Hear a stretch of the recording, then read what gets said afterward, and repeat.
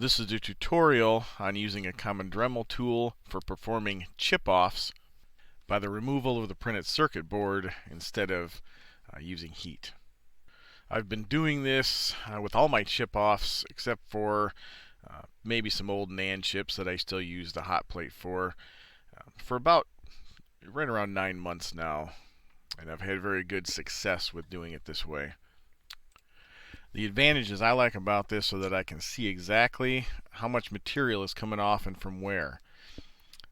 And I have precise control of where the material is being removed and how much. I also don't need a level surface, and I can even work through some extremely thick boards or multiple chips next to one another that are different thicknesses. Disadvantage, or one of the disadvantages, is it takes a bit more practice to feel comfortable. There's not a specific formula to plug in or pre-made pads to wear with the PCB to make everything perfect. It's a bit more skill-based and does take a little more practice if you're not used to using a Dremel tool.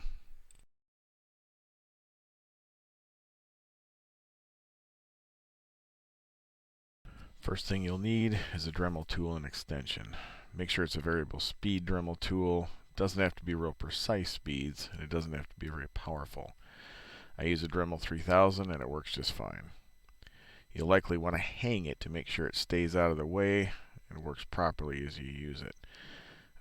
This is how mine's hung. Simple, and it seems to work just fine. Next thing to make sure you have is Dremel bits.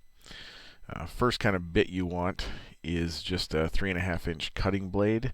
Now you want to make sure you get good ones. I recommend Dremel brand. The quality of these is definitely important, as you'll see when we start. You'll also want some of the drum sander bands, like you see pictured. I recommend the 1/2 inch ones, though the 1/4 inch ones will work. I think the 1/2 inch ones just work better. Now you want 60 grit. Those you'll only use at the beginning, so you don't need a whole lot of them. You'll also want some 120 grit. These are going to be doing most of the work, so you'll want to get a few more of these. Lastly, you want some of the 240 grit, and those are just going to be used at the end, so you don't need as many of those. I'd suggest about 5 to 10% of what you get to be the 60 grit, maybe about 15 to 20% to get the 240 grit, and then the rest of them the 120 grit. There are a couple other things that I like to use. One is a magnifying headset. This is so not only can I see what I'm doing a little bit better, but it does offer a little bit of eye protection. You don't have pieces flying off that you would normally have to worry about injuring your eye, but you do have a lot of dust coming off, which you probably don't want pieces of fiberglass or copper or anything else getting in your eyes. The next piece of equipment is just a dust mask. The standard dust mask you get at the hardware stores is actually pretty decent for this. But if you don't have one of those available, the standard cloth face masks will offer some protection. What you don't want to do is constantly breathe in the particles you're sanding off of the printed circuit board. So here I am cutting out one of the chips off a cell phone board. This is a pretty thin board right here, so it doesn't take very long. Biggest thing is you want to stay away from the chip a little bit, obviously, and keep that disc very straight. Don't twist it or bend it, especially when you get to some of the very thick boards like on the infotainment systems. The higher quality discs that Dremel makes are less likely to shatter or break, but you still don't want to take a chance. Be real careful about getting really cheaply made discs. I haven't had it happen here at work, but using some cheaper discs with my Dremel at home, I've actually had the thing bind up and shatter, and you don't want to throw a piece of your cutting disc into the actual chip itself.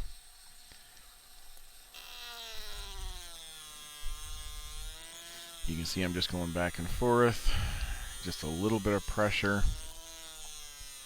and cutting those grooves in there.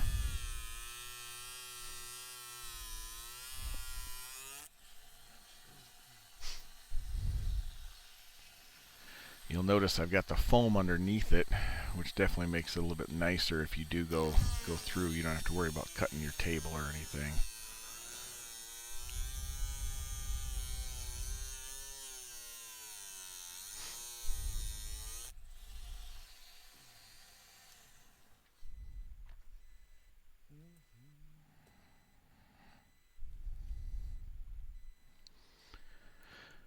Now it's real easy to take the little snips, or even a pair of scissors, and it's almost like cutting paper. You can go all the way through. I find you have less likelihood of binding if you just do it this way, though.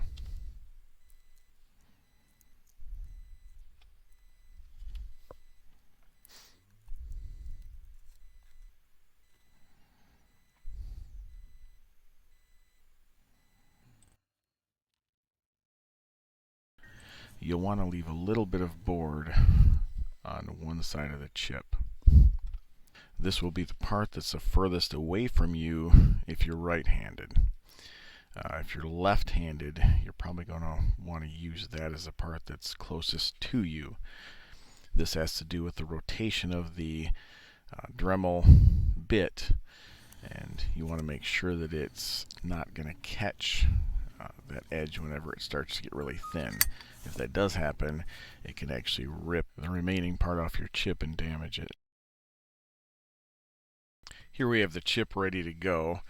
It's been taped to a ceramic tile, and you can see it's right near the edge.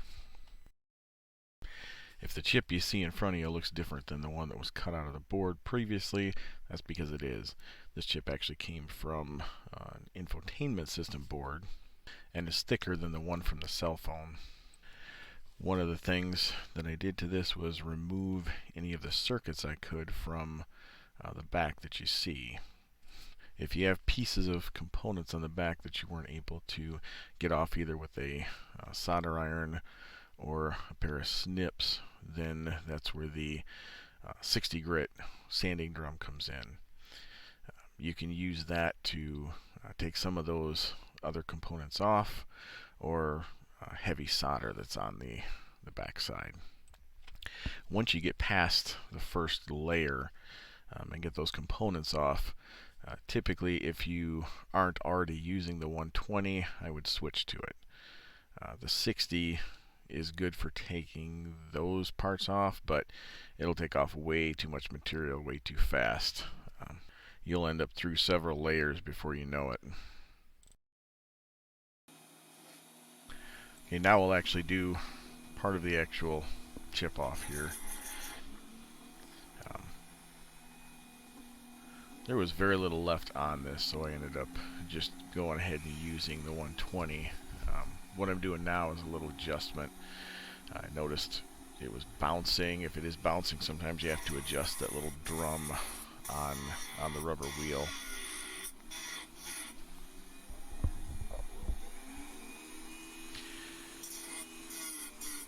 Speed it up just a little bit. Now this is pretty level with the chip itself. You definitely won't stay that way. There's a couple different things that we do, which I'll show you here in a few.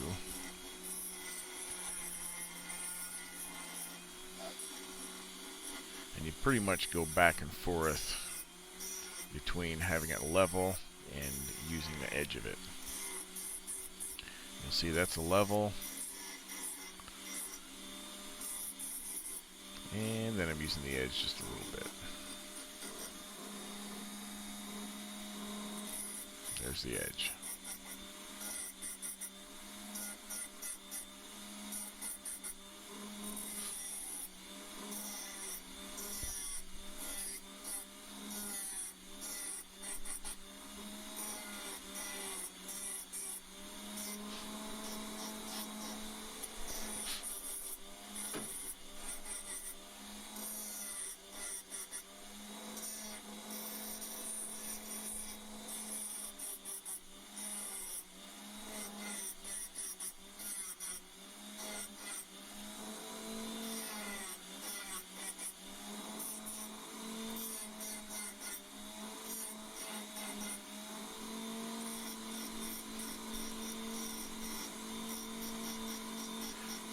There's the edge.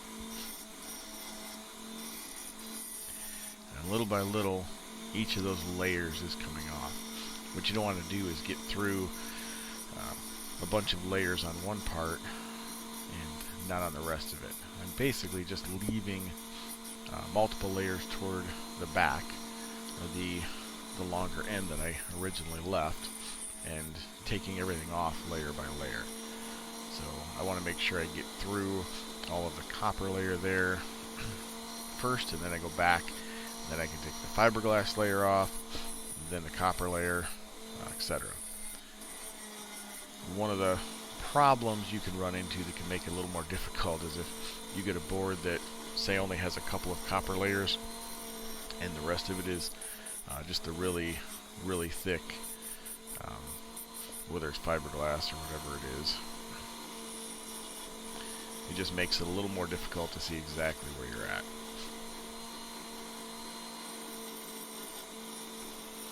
You see I'm using the edge there to just brush that little bit off that I didn't get. Now I can flatten it out and get more of that edge. The nice thing about those drums is once you wear out one edge like that, you can just flip it around and use the other side.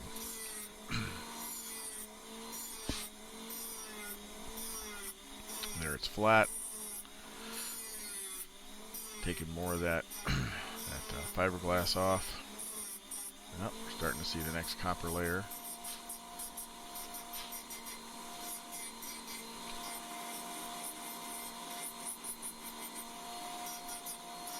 Now I'm not pressing very hard at all. It's going to take a little bit of practice to see how hard you want to actually press. But it's pretty light.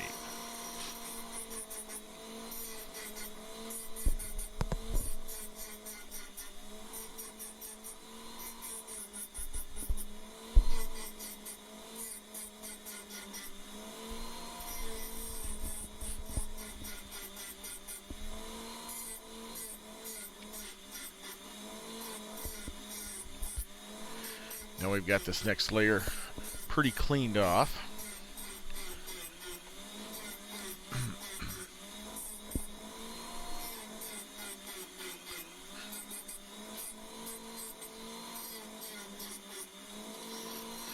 We're getting through a little bit of the copper. There we're back on the edge.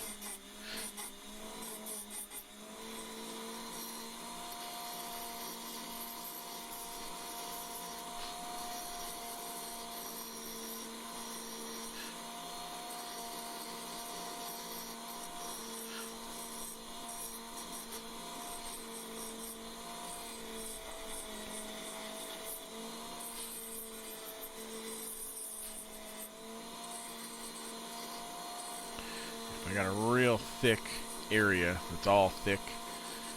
When you flatten it out and you hit that area a little more, you see as it thins out, it makes it a lot easier to tip it up on the edge and then kind of brush that part of the layer off.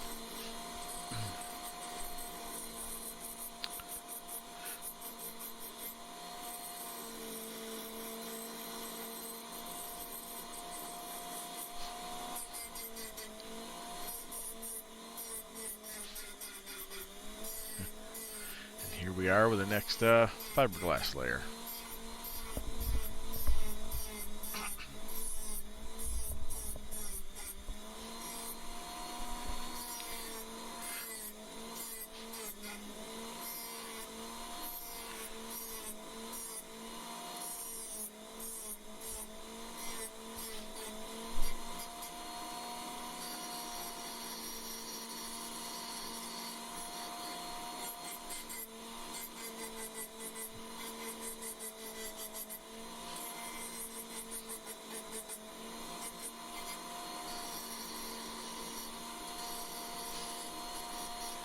That's a pretty thin copper layer under there too.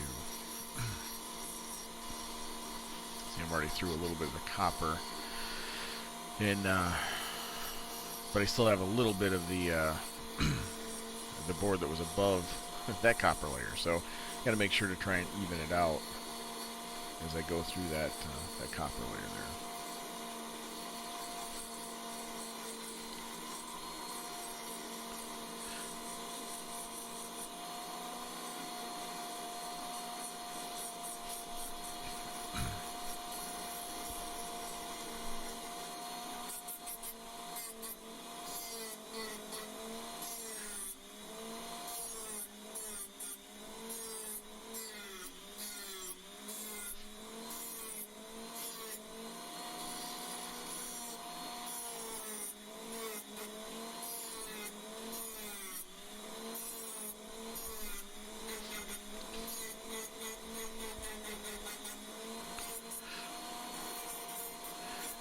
Try to nick through that next copper layer a little bit, so I'm staying away from there and leveling it out.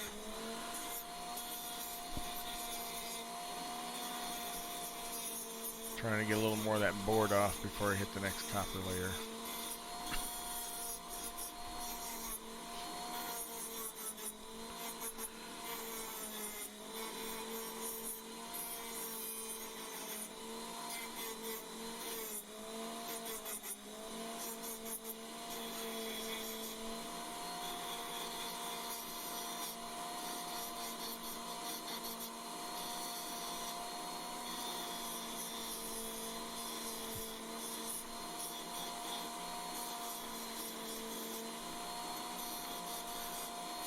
Using the edge of the thing there.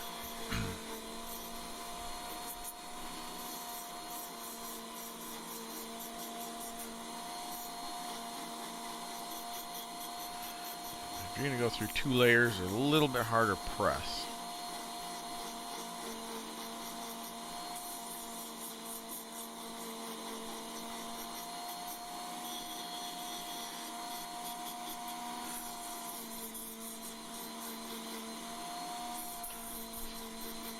I'm intentionally leaving some of that up top because I don't want to get it too thin,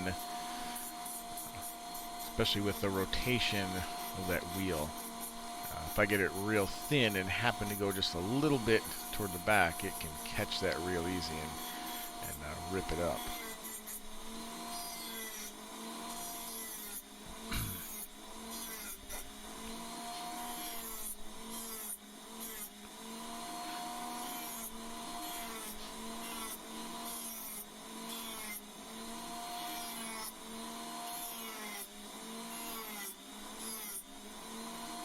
Nice, clean, evened out. There's the next layer. Or there's the next layer I'm working on.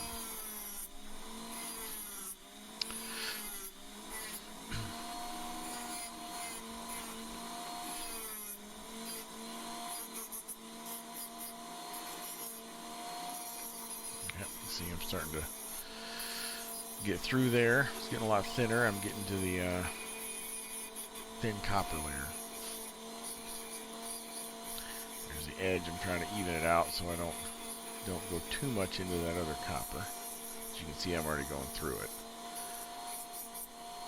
Typically not a big deal if you're real thin on the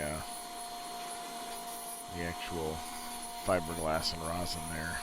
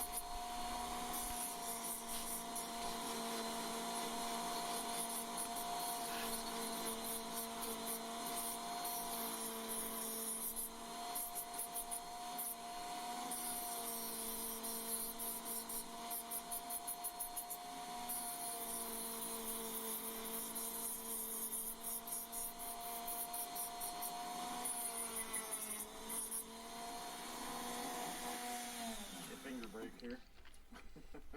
Okay, I'm gonna stop real quick. Okay, little break. Typically I'm bent right over and close to this thing So taking a little break midway is usually something that happens. This is a good time to discuss about hand position. One of the ways to make this a whole lot easier is to have the correct hand position and to use one of your other fingers to stabilize. You can see in the picture here that I actually have my middle finger down on the table. When you're moving this thing, even the cutter's the same way. If you can stabilize, it'll make it a lot easier. When you actually have the 90 degree or close to 90 degree and grinding things flat, this is more of what it looks like. When you're up and using the edge to brush away little pieces, this is more of what it looks like. Okay, here we are back at it. Slower down as we get closer.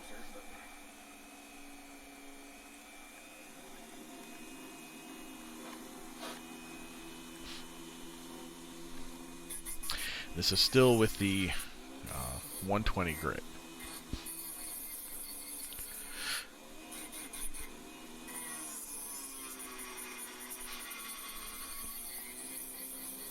You can start to see that ridge in the back where I'm leaving it thicker.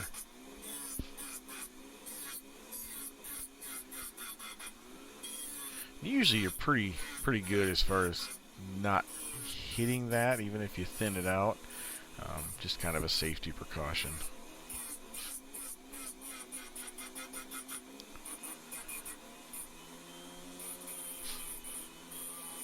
One of my initial practice ones, I actually hit the back when I was taking everything off, and it didn't ruin it, but it did pull away a little bit of the board. Luckily, it didn't actually pull the BGAs out of the chip, but I certainly wouldn't want to take the chance.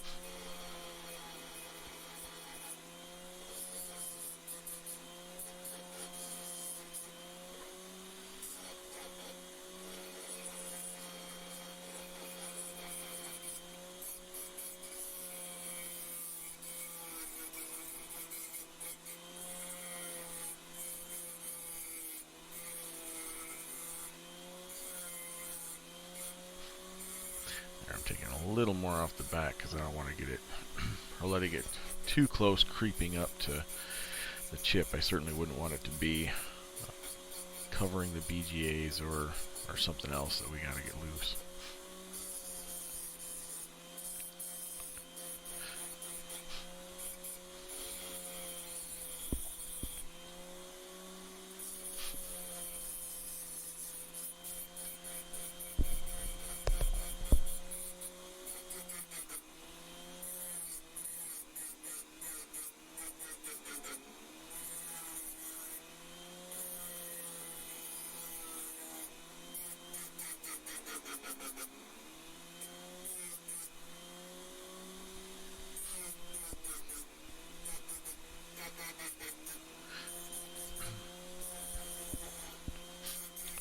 To the next layer there,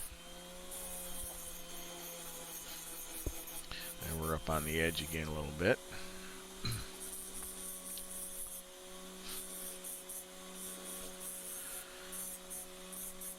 So using the flat's really nice when you got to take big sections off or you're trying to get to those areas. Once you get through, because you don't want to end up grinding through multiple layers really. A lot of times you got to use just the edge. And you may end up using the flat on larger sections. Like there, I'm a couple swipes with a flat. Then I go back to real light on the edge. It's kind of like a paintbrush, taking that stuff off.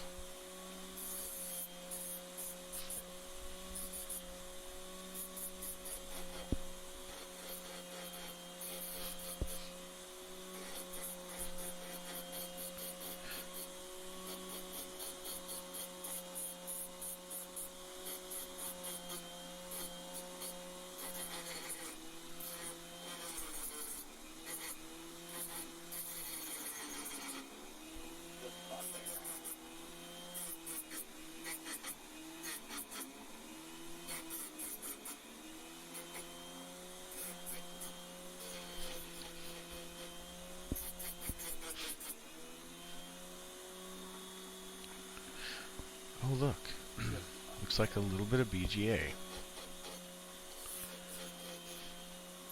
Now the 120, you want to be careful once you get to the BGA. You're typically fine, but you don't want to press too hard.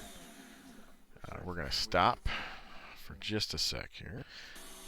Now I've switched to the 240. And you can actually go a little bit further with the 120 if you're comfortable, but the 240 is definitely a little safer. You can see here it's just removing a little bit at a time. I can actually lay this flat and run this back and forth, and it'll clean it right up and actually go through a good section of the board. And typically you don't have to worry about any kind of accidental scalping of the chip. It's like magic. Yep. That is cool to see that. Just kind of show up.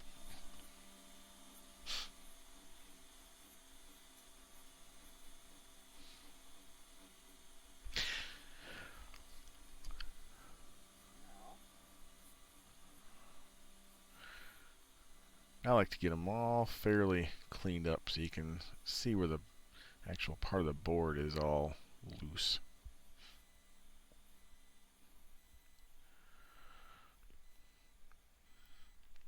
I don't go real far in this one. You can actually go a little farther, but this is usually adequate.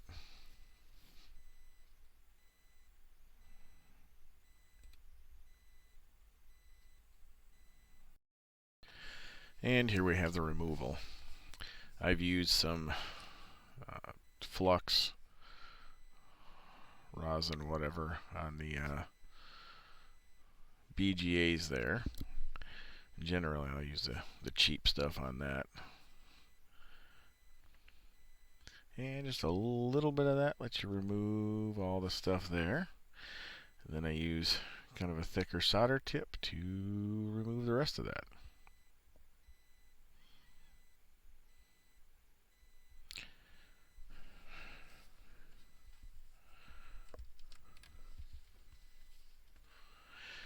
Now with that 240, you can actually take a fair amount of that off as well if you want. I'm always a little bit cautious just about scalping the chip. Generally with the 240 though, you got a little more leeway. You don't have to worry about that as much.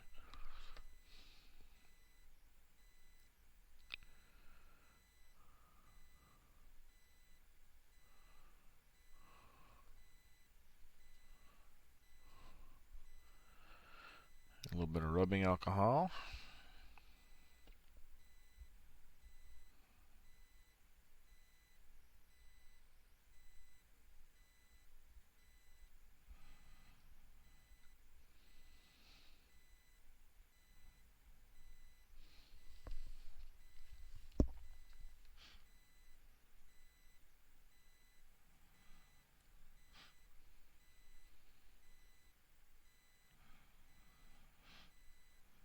Generally just getting a little more of the crud off of there.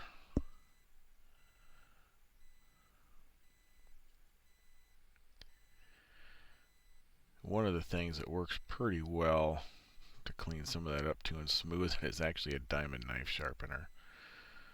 You got to be careful with that again, because if you get it a little bit off, you can scalp part of the chip.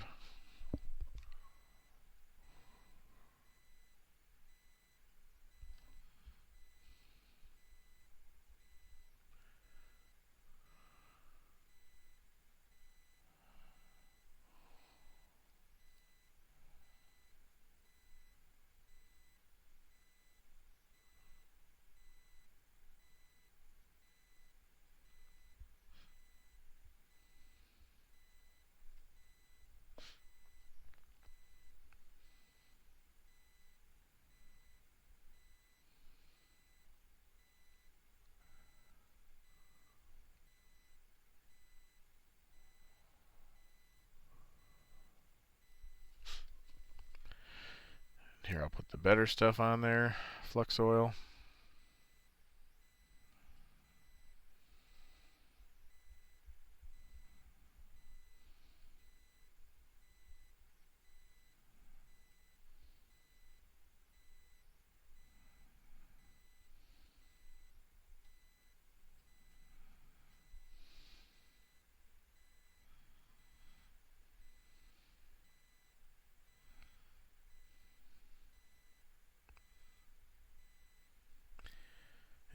3-ball thing.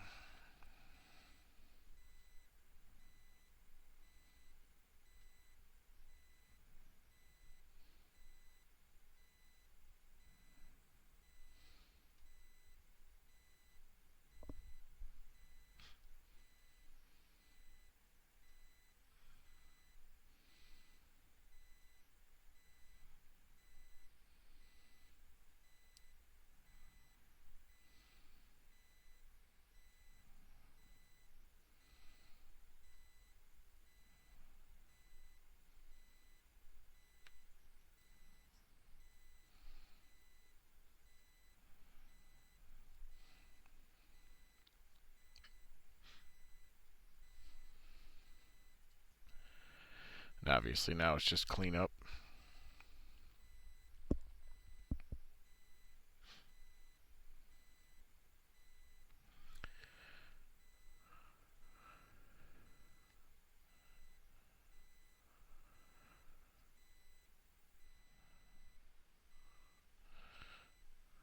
The best way to get that off is to twist it. A little bit of lift it, don't pry it too much.